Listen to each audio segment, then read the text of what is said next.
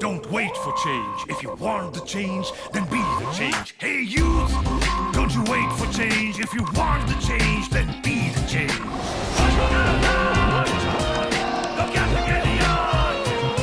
चल youth, अब घर से निकल. चल youth, अब घर से निकल. चल youth, अब घर से निकल. चल youth, अब घर से निकल. युवकांनी दिशाहीन जे काही सोशल मीडिया आहे त्या गोष्टी बाजूला ठेवून सोशल मीडियाचा योग्य वापर करत आपल्याकडे काही स्किल्स आपण आत्मसात केल्या तर त्या स्किल्स त्या युवकांना आयुष्यभर तारू शकतात. त्यांच्या फॅमिलीला एक चांगलं जग ते दाखवू शकतात. या पार्टीमध्ये ज्याच्याकडे संयम आहे त्याला न मागता भरपूर काही मिळू शकतं आणि जो त्याचा स्वार्थ ठेवून आलेला असेल तर त्याला इथं काही मिळणार नाही. आणि मी जसं म्हणलो संयम कधी मिळेल याचा नेम नाही पाहिजे. जर अशी तुम्ही अपेक्षा ठेवत असाल तर त्यासाठी संयम आपल्याला ठेवावं लागेल. आणि म्हणून माझं सांगणं आहे की युवकांनी जर राजकारणात यायचं असेल तर आपल्या फॅमिलीच्या सगळ्या बेसिक नीड्स आपण करून ठेवाव्या आणि मग राजकारणाकडे यावं. आणि जर का तुम्ही तुमचं कर्तृत्व शून्य ठेवून जर का तुम्ही फक्त चिन्ह पाहिजे आणि मी चिन्हाच्या जीवावर निवडून येऊ शकतो ही धारणा जर का तुम्ही ठेवत असाल, जनतेसोबत प्रामाणिक न राहता तुमच्या फक्त नेत्यासोबत प्रामाणिक राहत असाल आणि फक्त नेत्याकडून उमेदवारी मिळवायची मी घरी बसून निवडून येईल ही जर धारणा ठेवत असाल तर हे होणं शक्य नाही. मग पण आम्हाला हा आत्मविश्वास आहे की आम्हाला भारतीय जनता पार्टी ही एक हाती सत्ता सोलापूरच्या महानगरपालिकेवरती आणू शकते. तुम्ही ही भावना ठेवा की माझं नेतृत्व मला जे सांगेल ते माझी करायची तयारी आहे. तुम्ही ही भावना ठेवा की माझ्या नेत्यांनी जर का मला सांगितलं हे उद्या सगळं सोडून तू घरी बस तर माझी घरी बसायची भूमिका आहे किंवा माझी जे काही त्याग करता येईल माझ्या पक्षासाठी माझी त्याग करायची भूमिका आहे. कुठलीही पार्टी ही विनिंग सीट बघते आणि जो निवडून येण्याची शक्यता आहे जनतेचा कौल ज्याच्या बाजूने आहे त्यालाच आपण तिकीट देणार.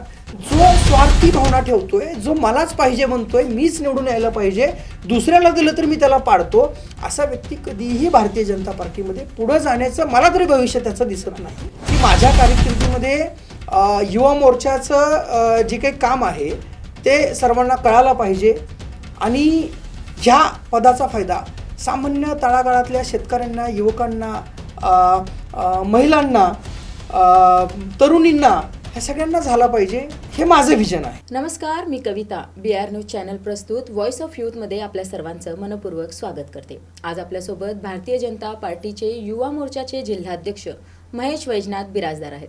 नमस्कार सर. नमस्कार. आमच्या कार्यक्रमात आपलं स्वागत आहे. धन्यवाद. आपल्याबद्दल थोडीशी माहिती.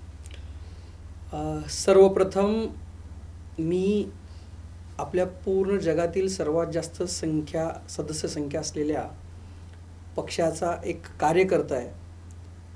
तसंच त्यानंतर मी सोलापूर जिल्हा भारतीय जनता युवा मोर्चाचा जिल्हाध्यक्ष आहे आणि त्यानंतर जर काही राहिलं असेल तर मग मी महेश बिराजदार आहे. आणि आपण म्हणजे अगोदर शेतीतून समाजकारण आणि मग राजकारण असा आपला प्रवास आहे. आपला व्यवसाय सुद्धा आहे ना, चहाचा काहीतरी चेन आहे असा काय त्याबद्दल थोडीशी माहिती. व्यवसाय म्हणजे शेती ही पूर्वीपासून आलेली आहे. व्यवसाय तसा आमचा मूळचा फॅमिली व्यवसाय म्हणलं की आडत व्यापारी हा मूळचा व्यवसाय आहे. आणि त्यानंतर मग आम्ही शिक्षण घेण्यासाठी पुण्यामध्ये गेलो.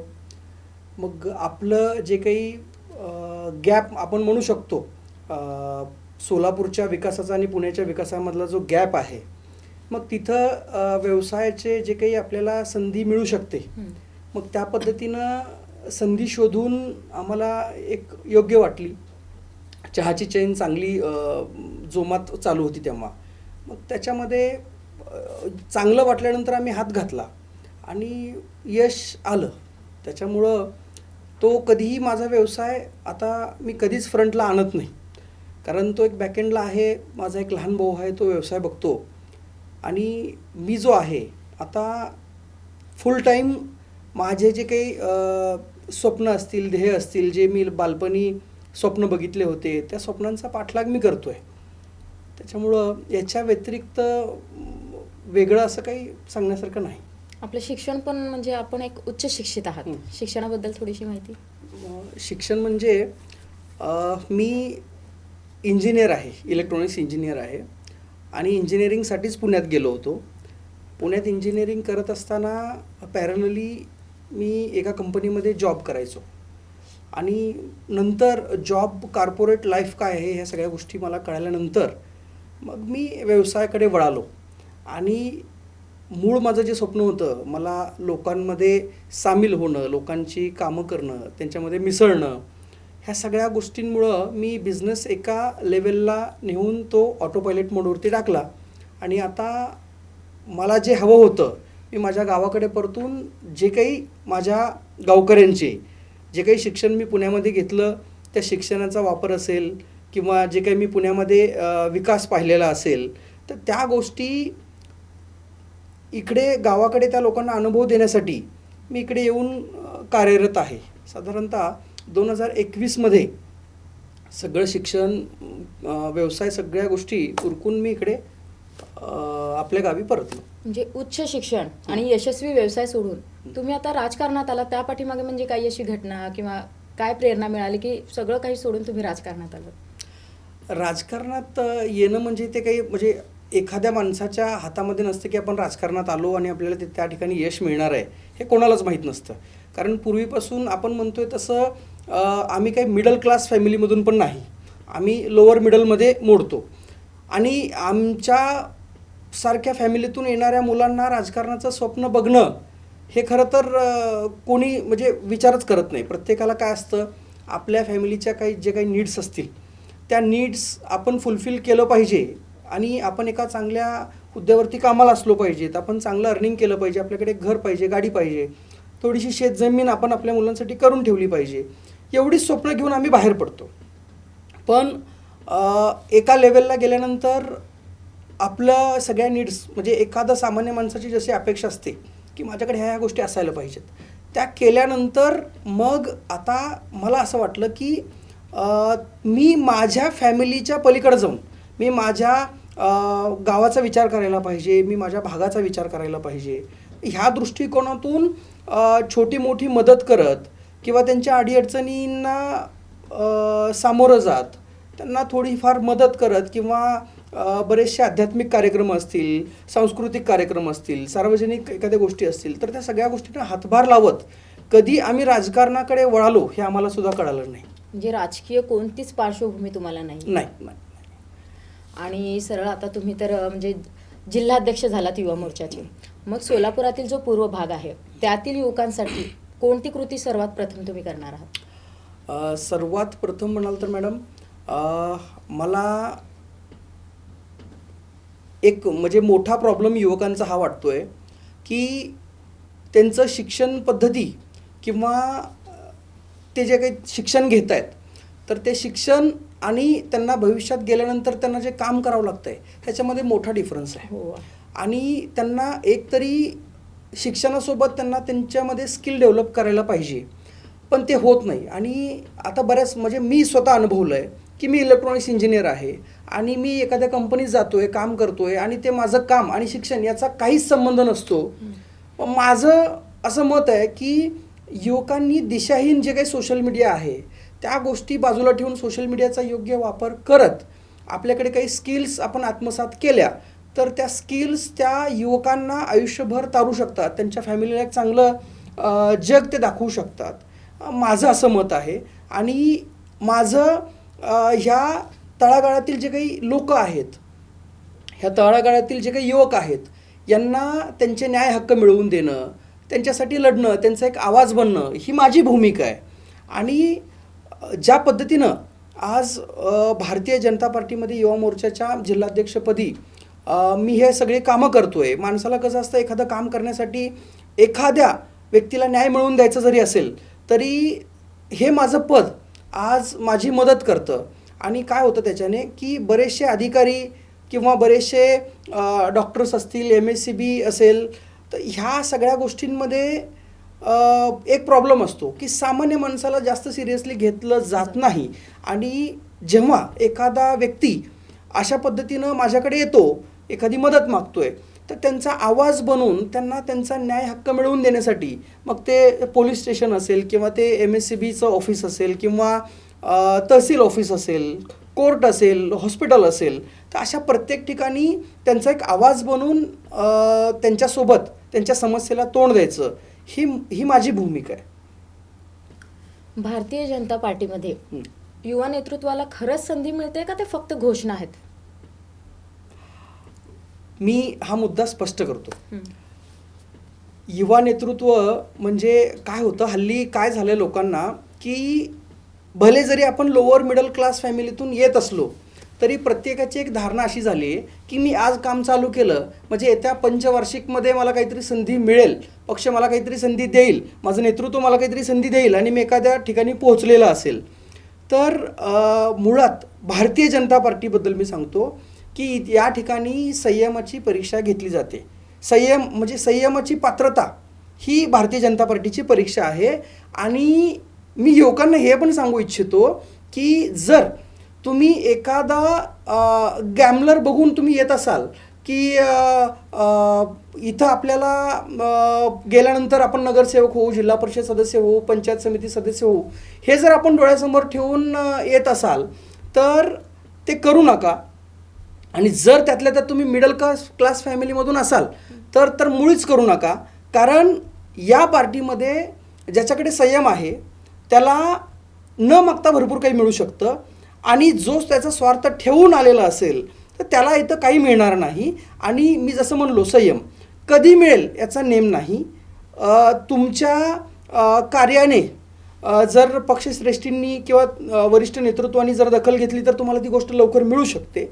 आणि जर तुम्ही त्याच्यामध्ये अडकून पडलात आणि एकीकडे काय होईल, तुम्ही तुमचं करिअर करायचं बाजूला ठेवाल, फुल टाईम तुम्ही समाजकारण कराल आणि त्याच्यात असं होईल की तुमच्यामध्ये काही गोष्टींची कमतरता, काही गुणांची कमतरता किंवा कुठल्याही गोष्टींनी माणूस मागं पडू शकतो. तर तुम्हाला न्याय मिळायला वेळ लागू शकतो, पण वेळ 100% मिळणार. माझा प्रश्न तोच होता, म्हणजे करिअर फुल टाइम करिअर म्हणून आपण युवा नेतृत्वाने बघायचं नाही याच्याकडे. आपण युवकांनी काय बघितलं पाहिजे, पहिल्यांदा आपल्या ज्या काही फॅमिली नीड्स असतील त्या आपण करायला पाहिजेत आणि मग आपण फुल टाइम जर समाजकारण करायला लागलो तर फॅमिलीला डिस्टर्ब नाही झालं पाहिजे. आणि त्याच्या पलीकडे जाऊन या ठिकाणी काम करत असताना मला ह्या वर्षापर्यंत हे मिळायलाच पाहिजे ही भावना आपण मनामध्ये ठेवू शकत नाही. तुम्हाला न्याय मिळतो पण तुमच्या संयमाची परीक्षा घेऊन पक्ष तुम्हाला न्याय देतं. सगळेच युवक जर राजकारण करायला लागले तर सगळ्यांना न्याय देणं शक्य नाही. कसं आहे, एखादा कोण कार्यकर्ता कुठे फिट बसतो हे त्याचा वरिष्ठ नेता ठरवत असतो. जसं एखादा बांधकाम करणारा कामगार आहे तर त्याला माहिती आहे की हा दगड ओबडधोबड आहे आणि मला हा कॉर्नरला बसवायचा आहे का मेन दरवाज्यावर बसवायचा आहे का बाजूला. तर पक्ष बघतो की या व्यक्तीकडे संघटनाची कला आहे, लोकांची कामं करण्याची, बोलण्याची, तर त्याच्यानुसार त्यांना ते पदं दिली जातात, त्या ठिकाणी नेऊन बसवलं जातं. आणि तुम्ही जर म्हणाल की तुमच्याकडे एखादी कला बोलण्याची आहे आणि तुम्ही राजकारणच मला नगरसेवकच व्हायचं आहे तर ते शक्य नाही. तुमचा जो काही घर बांधणारा कारागीर आहे हा दगड कुठे बसू शकतो, हा महाद्वारवरती बसण्यासाठी योग्य आहे का नाही हे तो कारागीर ठरवणार आहे. त्याच्यामुळं मला याच ठिकाणी बसायचं आहे हे आपण पार्टीमध्ये येऊन सांगू शकत नाही. आणि मुळात सर्वात आधी पक्षामध्ये काम करत असताना, ह्या पक्षामध्ये भाजपामध्ये काम करू द्या किंवा इतर पक्षामध्ये काम करू द्या, पक्षामध्ये काम करत असताना त्यांनी स्वतःला प्रश्न विचारायचा की भाजपा ज्या तत्वावर चालतं त्या तत्वावर आपली चालण्याची तयारी आहे का. म्हणजे देश प्रथम, मग पक्ष, मग मी स्वतः.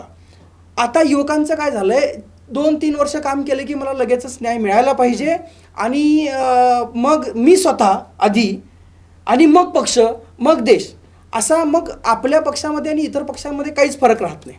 म्हणजे स्वार्थ न ठेवता फक्त समाजसेवा हा उद्देश ठेवून आलात तर बीजेपी मध्ये एंट्री आहे. एंट्री सगळ्याला आहे. पण तुम्हाला जर का संघटनामध्ये संधी मिळायला पाहिजे, तुम्हाला कार्यकारिणीमध्ये संधी मिळायला पाहिजे, तुम्हाला पक्षाकडून उमेदवारी मिळायला पाहिजे, जर अशी तुम्ही अपेक्षा ठेवत असाल तर त्यासाठी संयम आपल्याला ठेवावा लागेल. आणि म्हणून माझं सांगणं आहे की युवकांनी जर राजकारणात यायचं असेल तर आपल्या फॅमिलीच्या सगळ्या बेसिक नीड्स आपण करून ठेवाव्या आणि मग राजकारणाकडे यावं. आणि कमीत कमी जसं काय होतं आता 102 जागा आहेत नगरसेवक पदासाठी आणि उमेदवारी अर्ज आहेत 1200, तर प्रत्येकाला न्याय दिला जाऊ शकत नाही. प्रत्येकाला वेगवेगळ्या ठिकाणी पार्टी जिथं योग्य आहे ते त्या ठिकाणी नेऊन बसवते. आणि मला आत्ताच न्याय मिळाला पाहिजे, नाही मिळालं तर मी ओरडायला चालू करेल, मी रडायला चालू करेल, हे चालत नाही. कुठलीही पार्टी, भारतीय जनता पार्टीच नाही, कुठलीही पार्टी जरी असेल तरी विनिंग सीट प्रिफर करते.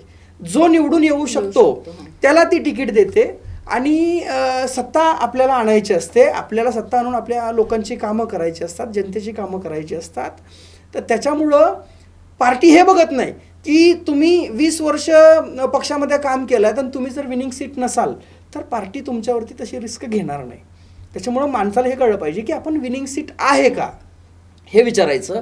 उमेदवारी अर्ज मागण्यासाठी तुम्ही इच्छुक राहा, पण तरीही पार्टी तुमच्या संयमाची परीक्षा बघते. आणि असंही होऊ शकतं एखादी गोष्ट तुम्हाला आता नाही मिळाली तर पुढे जाऊन त्याच्यापेक्षाही मोठी गोष्ट तुम्हाला मिळू शकते. त्याच्यामुळं संयम ठेवून पक्षात काम करत राहणं हा तर भारतीय जनता पार्टीमध्ये सगळ्यात महत्त्वाची गरज हीच आहे की माझ्याकडे संयम असेल तर मी काम करत राहावं.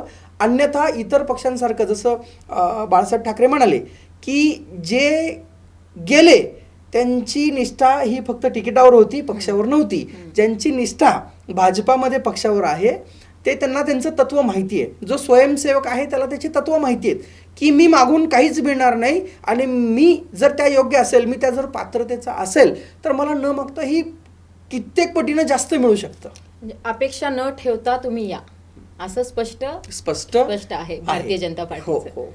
आणि जे पक्षांतर्गत सध्या धुसफूस चालू आहे त्याला म्हणजे त्या गोष्टीचा पक्षासाठी ती गोष्ट घातक ठरेल का?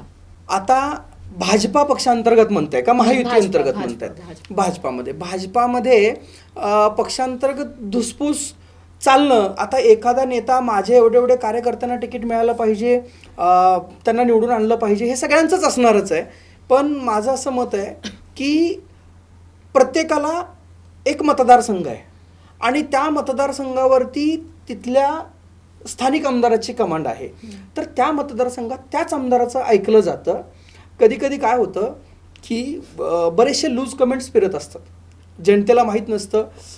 आमचे सर्व नेते एकत्र बसतात, चर्चा करतात, त्यातून मार्ग काढतात आणि जनतेला खाली काय असतं की हा नेता त्याच्या विरोधात आहे, तो नेता त्याच्या विरोधात आहे, हे त्यांचे चालू असतं.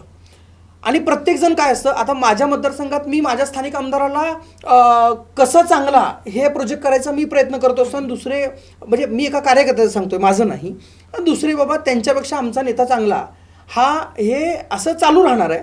त्याच्यामुळे ह्या लूज कमेंट्स चालू राहतील. पण पक्ष असा आहे, पालकमंत्री जयकुमार गोरे साहेब आहेत, सगळ्यांना समोर बसवतात, सगळ्यांसोबत चर्चा करतात. एखादा सीट कमी आले किंवा जी अपेक्षा होती तेवढे सीट्स मिळाले नाहीत त्यांना समोर बसून चर्चा करतायत, अडीअडचणींवरती डिस्कशन होतं, मार्ग निघतो आणि सगळे प्रॉब्लेम सॉल्व्ह होतात.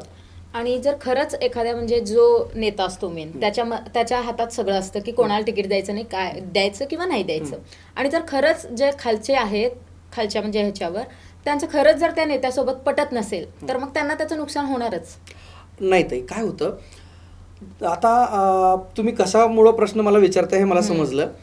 जयकुमारजी गोरे आहेत आणि जर देवेंद्रजींनी त्यांच्यावरती जर जबाबदारी दिलेली आहे तर ही त्यांची परीक्षा आहे आणि परीक्षेमध्ये मनमानी कारभार चालत नाही. त्याच्यामध्ये काय की जे विनिंग सीट्स आहेत जास्तीत जास्त निवडून आणून देऊन पालकमंत्र्यांना सुद्धा त्यांच्या कार्याचा आपण काय म्हणतोय ते सिद्ध करून दाखवायला लागेल. त्यांना दिलेली जबाबदारी ही पार पाडून दाखवायला लागेल. पण बऱ्याच वेळेस काय होतं की कार्यकर्त्याच्या प्रेमापोटी स्थानिक आमदार जर नाही म्हणजे चुकीचं पाऊल उचलत असेल तर मात्र पालकमंत्री हा निर्णय घेऊ शकतात की विनिंग सीटला आपण प्रेफरन्स दिला पाहिजे. आणि हट्ट मी जसं म्हणलो तुम्हाला की कोणीही हट्ट करू शकत नाही. जो भाजपाच्या तत्वांवर चालतो तो तर मुळीच हट्ट करणार नाही की मलाच मिळालं पाहिजे, माझ्याच कार्यकर्त्यांना मिळालं पाहिजे, हा हट्ट कोणी करणार नाही. म्हणजे बीजेपीमध्ये हट्ट पुरवले जात नाहीत. नाही, हट्ट पुरवले जात नाहीत. मी काय म्हणतोय, आपल्याला अल्टिमेट आपलं एम काय आहे की आपल्याला सत्ता आणायची आणि सत्ता आणण्यासाठी तुम्हाला पक्ष वाढवावं लागेल, तुम्हाला इतरांना सामील करून घेता यायला पाहिजे. आपण जर पक्ष वाढवत गेलो नाही, आपण आहे तेवढ्याच लोकांच्या जीवावरती इलेक्शन करायचं म्हणलं तर हे शक्य नाही. आपण पाठीमागे अटलजींपासून बघतोय की पक्षवाढीसाठी जे आपल्याला पावलं उचलावी लागतात तर ती पावलं उचलत जाणं गरजेचं आहे, काळानुसार बदलत जाणं गरजेचं आहे. भाजपा ही 2000 पूर्वी वेगळी होती, आज भाजपा वेगळी आहे. आणि काळानुसार जसं मी सांगतो तुम्हाला, आता 2019च्या निवडणुकीमध्ये पुरुषांपेक्षा जास्त महिलांची मतं मोदीजींना मिळाली. तर मग मोदीजींना ही काही ठोस पावलं उचलायला लागतात महिला सक्षमीकरणासाठी किंवा महिलांसाठी. तर त्यानुसार त्या वेळेनुसार ती निर्णय घ्यायला लागतात. मग असं म्हणू शकत नाही कोणीच की मीच काम केलेलं आहे आणि तुम्ही मलाच द्यायला पाहिजे. जर तुमची ती पात्रता असेल तर तुम्हाला 100% तिथं उमेदवारी मिळणार. जर पात्रता नसेल आणि तरीही स्थानिक आमदार समजा यांनाच द्यायचं त्यांनाच द्यायचं हा जर हट्ट धरून बसले तर काय होतं की उद्या स्थानिक आमदारावरती तर हा विषय येतोच, शिवाय पालकमंत्र्यांवरती सुद्धा हा विषय येऊ शकतो की तुमच्याकडे जबाबदारी दिली होती आणि तुम्ही त्यातला अभ्यास न करता तुम्ही त्या स्थानिक आमदारावरती ती जबाबदारी सोडून दिली. पालकमंत्री काय करू शकतात, समजा एखाद्या प्रभागामधील एखादा व्यक्ती जो विनिंग सीट आहे, म्हणजे आपण असं म्हणू शकतो की एका व्यक्तीला 100 पैकी 70 मार्क आहेत आणि एका व्यक्तीला 65 मार्क आहेत. तर स्थानिक आमदार म्हणू शकतो की आपण 65 मार्क असलेल्या व्यक्तीसोबत जाऊयात आणि पालकमंत्री 100% त्यांच्यासोबत राहतील. पण एका व्यक्तीला जर का 90 मार्क आहेत आणि एक व्यक्ती 40 मार्काचा आहे आणि तो 40 मार्काचा व्यक्ती आमदार साहेबांच्या खूपच जवळचा असेल तर मात्र पालकमंत्री त्या गोष्टीसोबत जाणार नाहीत, नेहमी विनिंग सीटसोबत जातील. मी जसं मग तुम्हाला म्हणलो, ही परीक्षा आहे आणि ह्या परीक्षेमध्ये पालकमंत्र्यांना सुद्धा पास व्हायचं असतं. त्याच्यामुळं मला असं वाटत नाही की हट्ट पुरवले जाणार नाहीत. जिथं जे डिसिजन घेणं योग्य असेल ते घ्यावेच लागतील. उद्या उत्तर त्या ठिकाणी पालकमंत्र्यांना द्यायचं आहे, त्याच्यामुळं हट्ट न पुरवता निर्णय घेतले जातील. तो विद्यार्थी जर तुमच्याच कोचिंगमधला असेल, त्याला कमी मार्क पडले असतील आणि बाहेरचा विद्यार्थी जास्त मार्क घेऊन आला असेल तर काय करणार? कारण जुन्या कार्यकर्त्यांना डावललं जात आहे का बीजेपीमध्ये, हा माझा प्रश्न आहे. नाही, डावललं जात नाहीये. त्यांच्या संयमाची परीक्षा असते आणि त्यांना आत्मपरीक्षण गरजेचं असतं. आपण कुठेतरी कमी पडत असतो आणि म्हणून आपण जर सक्षम असलो असतो, आपण जर निवडून विनिंग सीट असलो असतो तर आपण असं म्हणू शकलो असतो की नाही आम्ही निवडून येऊ शकतो आणि आपल्याला कोणाला घेण्याची गरज नाही. पण बऱ्याच वेळा काय होतं, काही कार्यकर्त्यांची इच्छा काय असते की मी कमळ चिन्हावर लढणार आणि मी कमळ चिन्हाच्या जीवावर निवडून येणार. ही धारणा जर आपण ठेवली तर ते कदापि शक्य नाही. स्थानिक लोकांना जोडून घेणं, जनतेचा कल त्या उमेदवाराच्या बाजूने असणं हेही गरजेचं आहे. मग त्याला पार्टी उमेदवारी देऊन त्याला निवडून आणू शकते. पण जर का तुम्ही तुमचं कर्तृत्व शून्य ठेवून जर का तुम्ही फक्त चिन्ह पाहिजे आणि मी चिन्हाच्या जीवावर निवडून येऊ शकतो ही धारणा जर का तुम्ही ठेवत असाल, जनतेसोबत प्रामाणिक न राहता तुमच्या फक्त नेत्यासोबत प्रामाणिक राहत असाल आणि फक्त नेत्याकडून उमेदवारी मिळवायची मी घरी बसून निवडून येईल ही जर धारणा ठेवत असाल तर हे होणं शक्य नाही. मग काय होतं पुढे जाऊन की तुम्ही फक्त तुमच्या नेतृत्वाच्या जीवावरती बसलेला असता आणि तुम्ही फक्त पक्षाचं तिकीट मिळालं की मी निवडून येईल या जीवावर बसलेला असता. मग ऐन वेळेस काय होतं, जनतेचा कौल कुणीकडे आहे याचा एक सर्वे होतो आणि त्या सर्वेनुसार जर आपला उमेदवार कमी पडत असेल तर मग भारतीय जनता पार्टीमध्ये असं होऊ शकतं की जनतेचा कौल ज्या व्यक्तीसोबत आहे त्या व्यक्तीला जर भारतीय जनता पार्टीचे विचार पटत असतील तर तो भारतीय जनता पार्टीमध्ये येऊ शकतो आणि भारतीय जनता पार्टीची सत्ता आणण्यासाठी तो मदत करू शकतो. आता येणाऱ्या काळात जिल्हा परिषद आणि पंचायत समिती निवडणुका आहेत. मग एक युवा अध्यक्ष म्हणून तुमची रणनीती काय असणार आहे? जिल्हा परिषदेच्या निवडणुकांमध्ये जसं मी तुम्हाला आता सांगितलं, एक सर्वे असतो किंवा स्थानिक आमदारांकडे तो विषय असतो. जिल्हा परिषदांचं किंवा पंचायत समितींचे AB फॉर्म जे आहेत ते स्थानिक आमदार ठरवतात. आता काय होतं, त्याच्यामध्ये बरेचसे मुलाखती आता चालू होतील जिल्हा परिषदेच्या अनुषंगानं आणि मुलाखती होतील. मग कुठे काय दुस्पूत चालू आहे, कुठे युवकांची घुसमट होतीये का, कुठला व्यक्ती कसा आहे याचं तुम्हाला जर सर्वे करायचं असेल तर ते युवकांच्या माध्यमातून शक्य आहे. कारण काय होतं, जे ज्येष्ठ लोक आहेत ते त्यांचा व्यवसाय किंवा त्यांचा शेती किंवा ह्या गोष्टींमध्ये असतात. युवकांना हे गावगाड्यातले प्रॉब्लेम काय आहे ते युवकांना माहीत असतं आणि युवकांसोबत चर्चा करणं, त्यांच्या ज्या काही भावना आहेत त्या नेहून आमच्या आमदार साहेबांकडे ठेवणं, त्या स्थानिक आमदारांकडे ठेवणं. आता युवा मोर्चाची टीम याच्यामध्ये काम करत असते आणि ही बॅकएंडला अशा पद्धतीने काम करते की कुठे परिस्थिती काय आहे ती सत्यता काय आहे ते आणून ठेवणं. बऱ्याच वेळी मी तुम्हाला सांगितलं पाठीमागे की बरीचशी लोक काय असतात, आपल्या मतदारसंघाला किंवा आपलं जे कार्यक्षेत्र आहे त्याला वाऱ्यावर सोडायचं आणि फक्त आमदार साहेबांच्या अवतीभोवती राहायचं. त्याच्याने जर तुम्ही तिकिटाची अपेक्षा ठेवून बसलात आणि फक्त तुम्ही कसे योग्य आहात हे फक्त तुम्ही तिथल्या स्थानिक नेत्यांना सांगत राहिलात तर तुमचं तिकीट फिक्स होईल असं तुम्हाला वाटतं. पण जनतेचा जो रोष आहे, युवकांची भावना नेऊन नेत्यांसमोर मांडणं हे आमचं कार्य असणार आहे आणि ते माझ्या तरी काळात हे अत्यंत चोखपणे हे गोष्टी पार पडल्या जातील. आता तुमचा जो भारतीय जनता पार्टीचा मित्रपक्ष आहे शिंदेची शिवसेना, या महापालिकेत ते तुम्हाला डोकेदुखी ठरणार आहे का? नाही, आम्हाला जर तसं वाटलं असतं ताई, म्हणजे पक्षाला जर तसं वाटलं असतं तर नक्कीच याच्यामध्ये स्थानिक लेवलला आम्हाला जर असं वाटलं असतं की आम्ही कुठेतरी कमी पडतोय, आम्हाला इतर आमच्या मित्रपक्षांची गरज आहे असं जर आम्हाला वाटलं असतं तर 100% बसून यावरती चर्चा झाली असती, वाटाघाटी झाल्या असत्या आणि थोड्याफार सीट त्यांच्या दिल्या असत्या. पण आम्हाला हा आत्मविश्वास आहे की आम्हाला भारतीय जनता पार्टी ही एक हाती सत्ता सोलापूरच्या महानगरपालिकेवरती आणू शकते आणि त्याच्यामुळं मला हे वाटत नाही, अजिबात वाटत नाही की इतरांची अडचण आम्हाला ठरू शकते. कारण काय झालंय, भारतीय जनता पार्टी विरुद्ध सर्वच जण एक झालेले आहेत. ही सोलापूरची परिस्थिती आहे. सर्वजण एक झालेले आहेत आणि ते काय करतात, त्यांच्यामध्ये वाटाघाटी करून त्यांच्या सोयीनुसार ते सीट वाटून घेतलेली आहेत त्यांनी आणि भारतीय जनता पार्टीसोबत त्यांची आता लढाई आहे. आणि याच्यामध्ये भारतीय जनता पार्टी त्यांच्या प्रत्येक वार जो आहे त्याला उत्तर द्यायला सक्षम आहे. आता सगळा एवढा अभ्यास करून तुम्ही बघा, शेवटच्या दिवसापर्यंत भारतीय जनता पार्टी हे उमेदवारी कोणाला द्यायची, कोणाला नाही, कोणाला दिलं तर कसं योग्य राहील याच्यावरती चर्चा करत होती.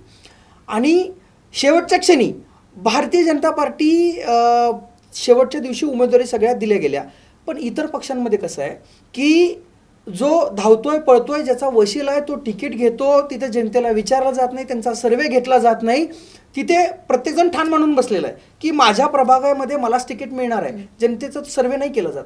पण भाजपामध्ये तसं नाही. भाजपामध्ये जनतेचा सर्वे होणार, जनतेचा कौल बघितला जाणार, त्याच्यानुसार त्या उमेदवाराला उमेदवारी दिली जाणार. आणि म्हणून मला खात्री आहे की आम्ही राजकारणामध्ये इलेक्शन्समध्ये समोरचा पक्ष कमजोर कसा करायचा हे आम्ही अजिबात बघत नाही. शेवटच्या दिवशी आपण बघितलो तो सगळा ड्रामा झाला. AB फॉर्म्स हे शेवटच्या मिनिटाला जोडले जात नाहीत, हे लोकांना माहिती असायला पाहिजे.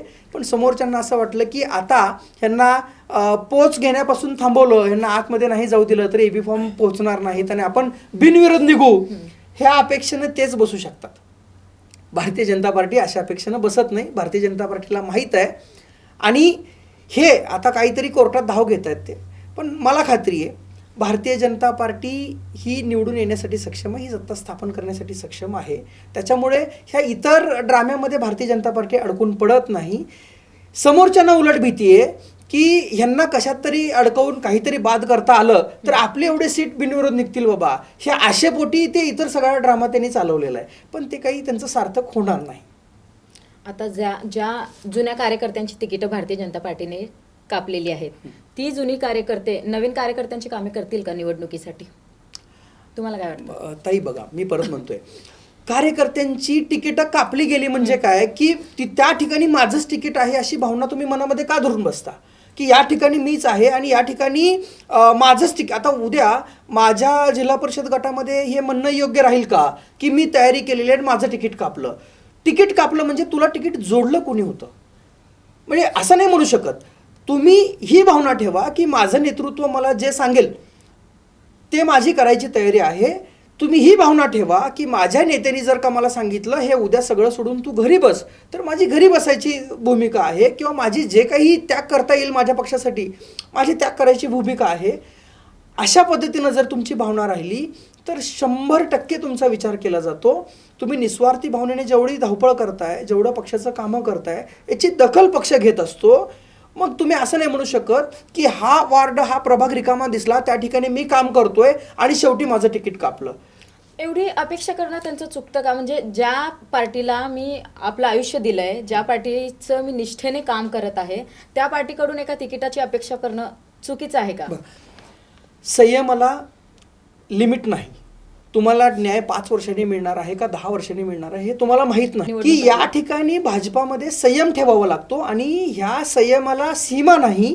म्हणून तुम्ही तुमच्या फॅमिलीच्या सगळ्या नीड्स गरजा पूर्ण करून तुम्ही पूर्ण वेळ द्या आणि इथे 5 वर्ष राहिली तरी तुमची भूमिका हो, 10 वर्ष लागले तरी तुमची भूमिका चालेल ही असली पाहिजे. त्यांना मे बी एवढं दुःख झालं नसतं जर भारतीय जनता पार्टीतल्याच दुसऱ्या कार्यकर्त्यांना तुम्ही तिकीट दिली असतात, तर एवढं दुःख झालं नसतं. पण बाहेरून नवीन आलेल्यांना तुम्ही तिकीट देत आहात म्हणून ते जास्त दुःखी आहेत, जास्त त्यांचा आक्रोश बाहेर येतोय. हा त्यांचा हट्ट असतो, मला दिलं पाहिजे किंवा ह्याला दिलं पाहिजे, तुम्ही ह्या व्यक्तीला देऊ नका. मी परत तुम्हाला सांगतोय की कुठलीही पार्टी ही विनिंग सीट बघते आणि जो निवडून येण्याची शक्यता आहे, जनतेचा कौल ज्याच्या बाजूने आहे त्यालाच आपण तिकीट देणार. प्रत्येकाला आपण जर देत राहिलो, हा कार्यकर्ता खूप वर्षापासून काम करतो याला तिकीट द्या, आणि त्याच्या निवडून येण्याची जर कॅपॅसिटी नसली, कॅपेबिलिटी नसली, पात्रता नसली, तर तो नाही निवडून आला तर उद्या पक्ष तोंडघशी पडणार आहे. सोलापूरच्या नेत्यांना उद्या साहेबांना उत्तर द्यावं लागणार आहे. आणि जसं आपण बघितलं नगर परिषदेमध्ये आपल्या सोलापूर पूर्व म्हणजे लोकसभा मतदारसंघामध्ये जे काही नगर परिषदा होत्या त्याच्यामध्ये अक्कलकोट आणि मैंदर्गी या ठिकाणी भाजपाने झेंडा रोवला, अनगरमध्ये भाजपाने झेंडा रोवला. पण काही ठिकाणी आपला निसटता पराभव जो झाला आहे त्याच्यामध्ये आत्मचिंतन करण्याची गरज आहे. आणि तुम्ही ह्याच चुका परत परत करत राहिलात आणि परत परत आपल्याला निसटता पराभव पत्करावा लागला कार्यकर्त्यांच्या हट्टापोटी, तर मग कुठेतरी आपल्याला आपण चुकतोय. आत्मपरीक्षण करून आपण विनिंग सीट, आपले जास्त सीट कसे निवडून येऊ शकतात त्याच्यावरती आपण लक्ष दिलं पाहिजे.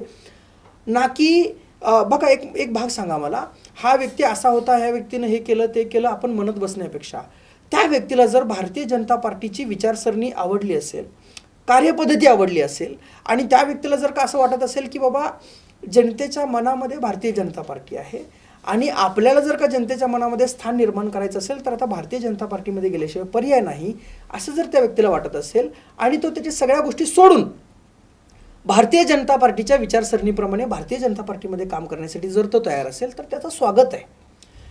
पार्टी त्या आलेल्या व्यक्तीच्या विचारांप्रमाणे नाही चालणार, तो व्यक्ती पार्टीच्या विचाराप्रमाणे चालणार असेल तर नक्कीच त्या लोकांचं स्वागत आहे. आणि असं आपण म्हणू शकत नाही की ह्याच कार्यकर्त्याला मिळालं पाहिजे त्याच कार्यकर्त्याला मिळालं पाहिजे. विनिंग सीट जर तुम्ही असाल, तुम्ही जर जनतेच्या मनामध्ये स्थान निर्माण केलेलं असेल, जनतेला जर तुमच्याबद्दल सहानुभूती असेल तर 100% पार्टी तुम्हालाच देणार. पण तुम्हाला का कापलं गेलं, तुमचं तिकीट का कापलं गेलं, कारण त्या सर्वेमध्ये तुम्ही कुठेतरी कमी पडला असाल तर ते तुम्ही परत एकदा बघा की मी कुठं कमी पडलोय, मी जनसंपर्क करण्यामध्ये कमी पडलो असेल तर ते तुम्ही स्वतःमध्ये तुम्ही त्या गोष्टी आत्मपरीक्षण करून त्या सुधारून घ्या. मे बी नेक्स्ट टाइम तुमचा त्या ठिकाणी वर्णी लागू शकते.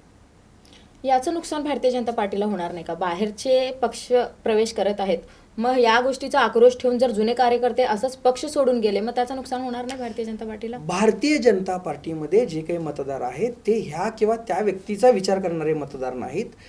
हे मतदार हे डोळ्यासमोर मोदीजींना ठेवणारे मतदार आहेत. हे मतदार फडणवीस साहेबांना डोळ्यासमोर ठेवणारे मतदार आहेत. त्यांना माहिती आहे जर कोणी सामान्य लोकांचा विकास करणारी जर कोणती पार्टी आहे तर ती भारतीय जनता पार्टी आहे. त्यांना आपल्या देशाची खऱ्या अर्थाने संरक्षण करण्याची धमक जर कोणामध्ये आहे तर ती भारतीय जनता पार्टीमध्ये आहेत. हे डोळ्यासमोर ठेवून मतदार हा भारतीय जनता पार्टीच्या पाठीमागं उभा राहतो. एका व्यक्तीच्या पाठीमागं मतदार कधी उभा राहत नाही. त्या व्यक्तीला असं वाटतं की मी नाही म्हणजे भारतीय जनता पार्टीच्या पाठीमागे मतदार राहणार नाही, हा गैरसमज आहे. भारतीय जनता पार्टी हा एक विचारसरणी आहे आणि ती विचारसरणी खोडून काढणं आजच्या काळात हे कुठल्या पक्षाला शक्य नाही. हे कोणी एका व्यक्तीला हे शक्य नाही. जो व्यक्ती असं समजत असेल की मी म्हणजे पक्षापेक्षा मोठा आहे तर त्याच्यामध्ये काहीतरी फॉल्ट आहे. पक्ष सगळ्यात मोठा आहे. पक्षाने जर ठरवलं तर कोणालाही कुठल्याही ठिकाणी नेऊन बसवू शकतो. पक्षाला जर ठरवलं कितीही वरती तुम्ही असाल तर तुम्हाला कुठे नेऊन ठेवायचं हे ठरवू शकतो. त्याच्यामुळं कधीच मला असं वाटतं की भारतीय जनता पार्टीमध्ये कोणीच हा गैरसमज बाळगू नये की मी पक्षापेक्षा मोठा आहे आणि मतदार जो आहे हा पक्षाचा नाही, हा माझा मतदार आहे. योग्य वेळ आली की तुम्हाला कळून जाईल की मतदार कोणाच्या पाठीमागे आहे. खऱ्या अर्थाने हा मतदार फडणवीस साहेबांच्या आणि मोदी साहेबांच्या पाठीमागे हा मतदार आहे. त्यांच्या विचारांच्या पाठीमागे, भारतीय जनता पार्टीच्या तत्वांपाठीमागे मतदार आहे, मला असं वाटतं. सचिन दादा हा पक्षश्रेष्ठींचा जो काही आदेश असेल त्या आदेशावर चालणारे सचिनदादा आहेत. आणि मी पाहिलेलं आहे, दादांवरती एखादी जबाबदारी टाकली तर ते पूर्ण स्वतःला त्याच्यामध्ये झोकून देतात. आणि जे आपल्या पक्षातील ज्येष्ठ नेते आहेत त्यांचा आदर करणे, त्यांच्या आदेशाचं पालन करणे हे सचिनदादा ज्या पद्धतीनं करतायत. आणि काय असं म्हणू शकताय तुम्ही की पक्षश्रेष्ठींच्या नजरेमध्ये सचिनदादा एक स्वतःला कामामध्ये झोकून देणारे किंवा सांगितलेल्या गोष्टींचं तंतोतंत पालन करणारे असे सचिनदादा आहेत, म्हणून त्यांच्यावरती विश्वास टाकला जाऊ शकतोय असं तुम्ही म्हणू शकताय. पण काय होतंय की एखाद्या वर्गामध्ये आपण निवडत असताना एक मॉनिटर असा निवडतो, त्या पद्धतीने सचिनदादांची निवड त्या ठिकाणी होती. आता नगरपालिकेच्या इलेक्शन्समध्ये सुद्धा सचिनदादांना प्रभारी केलं होतं.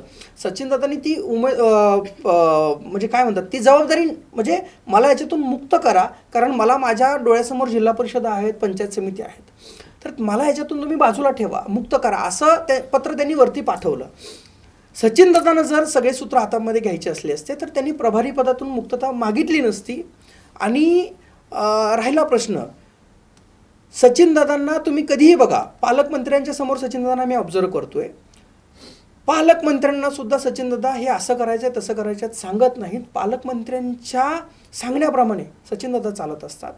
मग जर कोणी असं म्हणत असेल की ते दादागिरी करतायत किंवा वर्चस्व गाजवायचा प्रयत्न करतायत, पण राजकीयदृष्ट्या सुद्धा माझं असं मत आहे की सचिनदादा कुठेतरी पक्षश्रेष्ठींचा विश्वास कमवण्यामध्ये 2 पावलं पुढं आहेत असं मला वाटतं.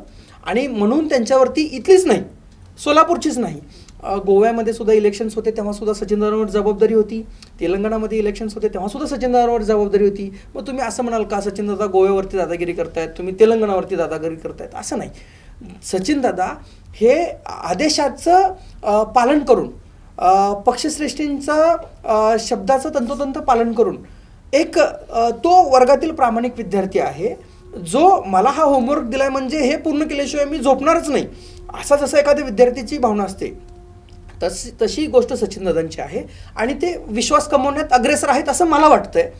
आणि त्यांच्यामधल्या ह्या जे काही गुण आहेत सचिनदादांमधली, हे खरंच घेण्यासारखी आहेत.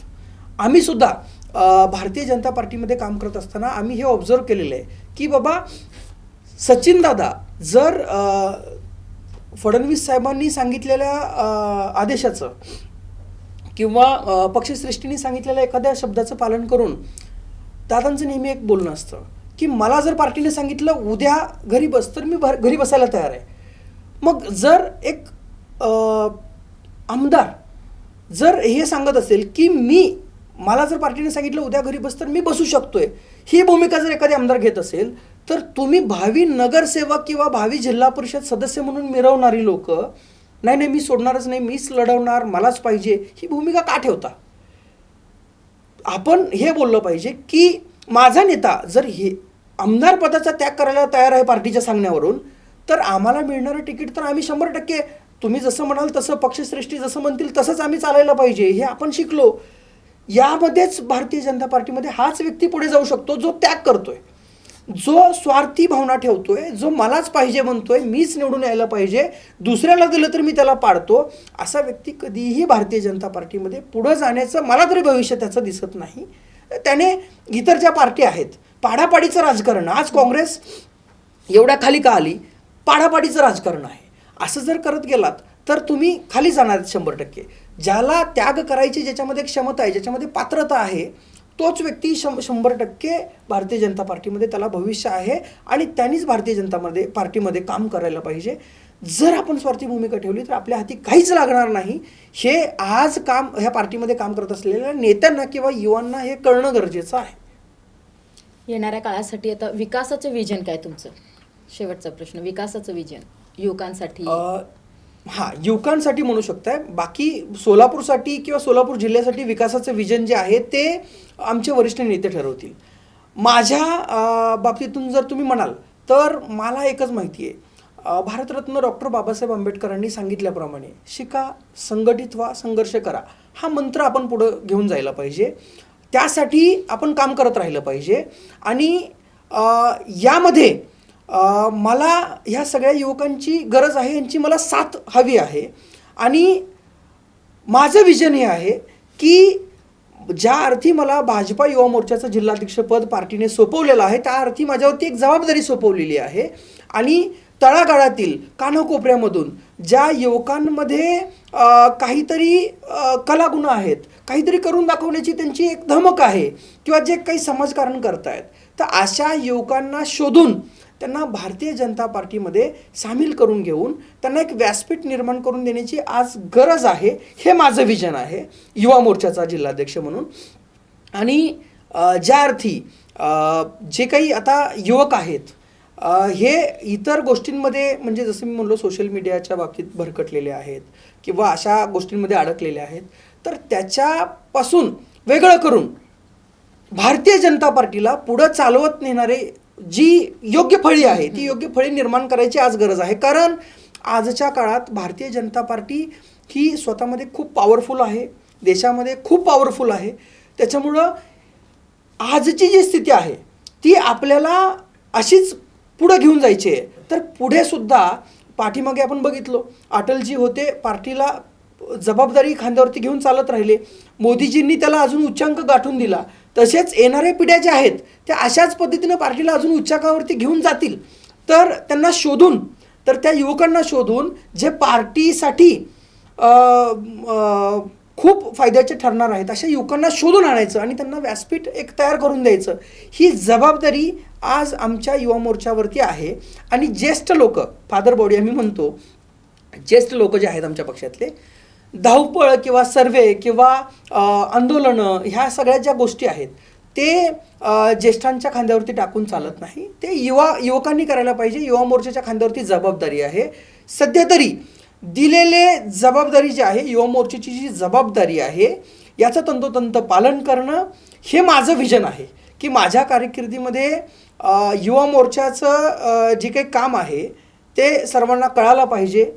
आणि ह्या पदाचा फायदा सामान्य तळागाळातल्या शेतकऱ्यांना, युवकांना, महिलांना, तरुणींना, ह्या सगळ्यांना झाला पाहिजे. हे माझं विजन आहे. तर हे होते महेश बिराजदार, ज्यांनी आपली मतं निर्भीडपणे मांडली आहे. कार्यकर्त्यांच्या मनात जो आक्रोश आहे तो यांनी जिथपर्यंत होईल तिथपर्यंत यांनी दूर केलेला आहे.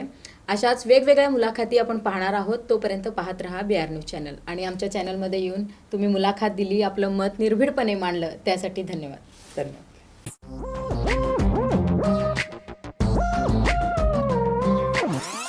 Hey youth, don't wait for change. If you want the change, then be the change. Hey youth, don't you wait for change. If you want the change, then be the change.